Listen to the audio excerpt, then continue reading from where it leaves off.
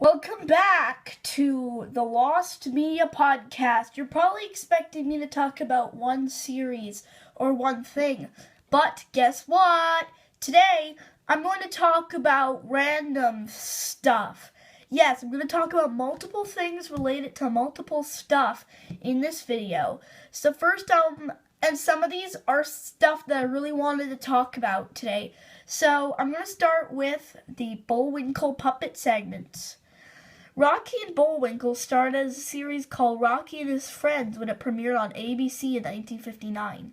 In 1961, it was moved over to NBC and rebranded to be The Bullwinkle Show because Bullwinkle was more popular of the main duo character. Accompanied by some segments with a live-action Bullwinkle puppet who would read fan mail while poking fun at celebrities and providing his usual antics. I saw these segments and I thought, well, I think all the segments are found. At one point, he ended an episode by telling the audience to remove the knobs from the front of their TV set so they could be tuned into the next show. It is reported that 20,000 young kids complied to this, causing NBC to receive a ton of letters from angry parents. The next week, Bullwinkle told the audience to glue their knobs back on the TV, and the puppet got pulled from the show shortly afterwards. The format has changed several times, and the Bullwinkle segments got lost in the shuffle, but they made their way on the DVD release. I can show you some segments from the DVD release. And Now here's a new department of our show. It's called Dear Bullwinkle, where we'll exchange your problems for our advice. Any old time. Now, here's our first letter from a misguided lady viewer. Question. Dear Bullwinkle, although I am only a sophomore, I weigh 435 pounds. They're having a costume ball at school, and I don't want to look conspicuous. What would you suggest? Signed, Cuddly. Answer. Dear Cuddly, why not go as a Volkswagen? Simple. Now, here's the next one. Dear Bullwinkle, I'm simply a nervous wreck. As you can see, I keep... If you want, you can see the rest of the video on YouTube, but I don't want to show you anymore because, I don't have a lot of time, and the maximum time of my video can be is about 10 to 15 minutes. And the video is 6 minutes long, so you can go see it if you want. Speaking of TV, I've heard of a lot of TV media, but of all of it, the one that interests me the most is the Kitty Bobo Show. This is a Cartoon Network pilot that happened during their big pick contest. Pilots would be voted upon, and whatever got the most votes, Cartoon Network would greenlight it and make it into a full series. One of the pilots was a Kitty Bobo Show. It got in second place, but a second pilot was almost finished. If only it was made. I really think this should be made. I mean, the characters are in university. Why are the characters from regular show in university if they didn't greenlit this series? It lost to KND, along with Nikki IMP Inc. and Captain Sturdy, but I'll talk about those in another video. In the summer of 2001, after Kitty Bobo ended up in second place, a second pilot was ordered, and a storyboard was written by the series creator, Calvin Callihere. In it, Kitty Bobo is kicked out of his home and moves in with his friend Monkey Carl, but ends up being a poor guest.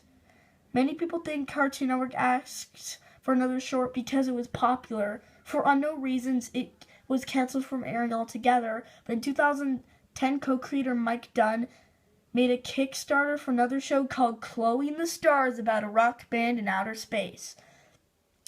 One of the rewards for pledging $75 was a full PDF format of the second pilot storyboard. Half of it has appeared on Dunn's blog, and I have some screenshots on my iPad, and I can show some screenshots of the pilot for you. but it's impossible to get it reached. And as of now, we'll never see the rest of the pilot storyboard, but I can show you the screenshots I have. And I was really interested in this series along with the Crashed Nebula pilot, so here's the screenshots I got. These are from the first pilot.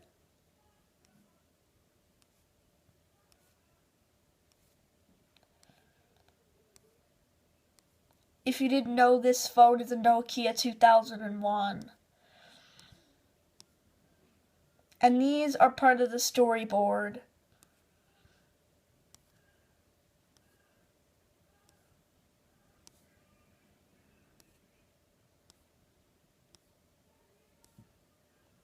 Whoops, that's fan art. So, that's all the screenshots I got. This is a super fascinating series that deserves to get lit once again. Next is the Addams Family Funhouse. This is a ABC pilot for a series that would be based on the Addams Family. Da da da da, da da da da, da da da da, da da da da, da da da. So the Addams Family Funhouse is a 1973 unsold pilot that was aired on various channels during 1973 and 1974.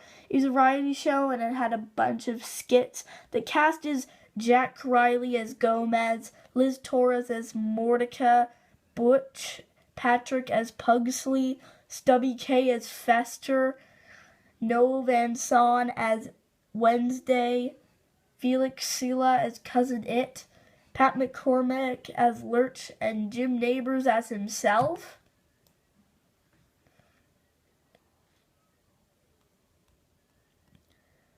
Next up is the all-new Mickey Mouse Club. If you didn't know, this is the third incarnation of the Mickey Mouse Club, and this was the one that launched the career of Christina Aguilera, Justin Timberlake, Ryan Gosling, and Britney Spears. But all that we have left are some clips of performances and a full episode. You know, I can show you the intro. You probably know all the cast members because they're big celebrity. I'll show you the season 5 intro if I can. This is the season 5 intro.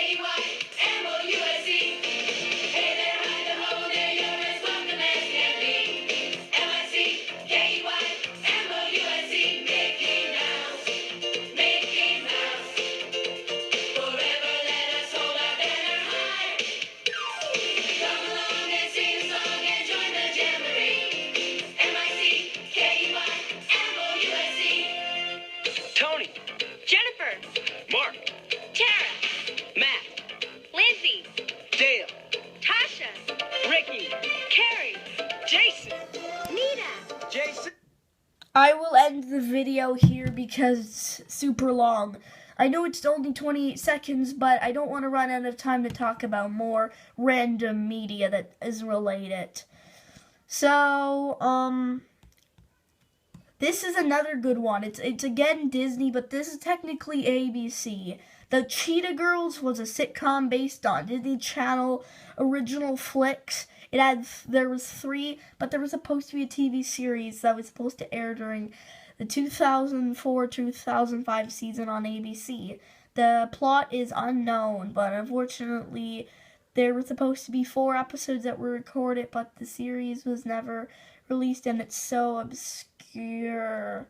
At least you can find the flicks. I guess you'll just have to imagine. This is a sitcom. It's called Emerald. It was made in 2001, and it's about Emerald Lagasse, the famous chef. It was a major flop, and it was considered a candidate for one of the worst TV shows on TV. It was about the chef making very lame jokes, and it was the last major role for Robert Ulrich, who died a few months later. Only 7 episodes were aired, 11 were completed. The last 4 episodes, including the pilot, and the latter 2 there are no recordings, but guess what? Some of the episodes are found. Episode 1, the pilot, Episode 4, Episode 7, Episode 5, 3, 2, 8, 11, and 9. That's almost the whole series, but we don't exactly know, so we'll have to think of it. We'll have to consider.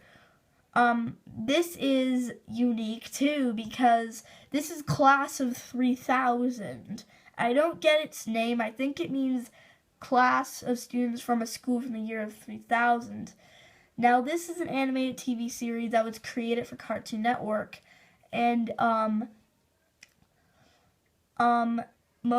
series was uploaded exclusively for iTunes, but even though it still has some the missing episodes can be found online, except they're in their Romanian dub without subtitles. For example, the only episode available in English is the episode Vote Sunny, and there's a ton of more, and the only episodes available other than that are in Romanian. The Cure, You Ain't Seen Nothing, Yeti, Cam Inc., and Tutu Tango are all online, but only in Romanian. This next this next TV series is actually a Canadian dub of an anime. You see, usually the US imports anime, but in the case of Astro Boy, Osamu Tezuka's Mighty Atom manga, the manga's anime tie-in was actually produced in 1985 exclusively for Canada, but all that's left of the dub is 5 out of 51 episodes. There's some dub edits, and well, all we know is that it had limited reruns, and the episodes available are episode 2, 15, 22, 27, and 41. I believe you can find these online. The last thing I want to talk about is Fox Kids Networks and their Franken Fox bumpers. You're probably asking, what's a Franken Fox? I don't know. There were some bumpers produced by Colossal Pictures and directed by Mike Smith between 1991 and 1992 that had an odd cartoon fox character that had a 2D cell animated head on a stop-motion puppet body, and hence the name Franken Fox. The bumpers and characters are so obscure, not even kids who saw the bumpers can remember them that easily. He was believed to be voiced by James Arnold Taylor or Richard Stephen Horvitz because of the slightly high-pitched voice. It's not yet known. He was dubbed by some people Franken Wolf, but he's not a Franken Wolf. There are some found bumpers out there, and I can show you the links. You can find this on the Lost Media wiki page. Here's the links.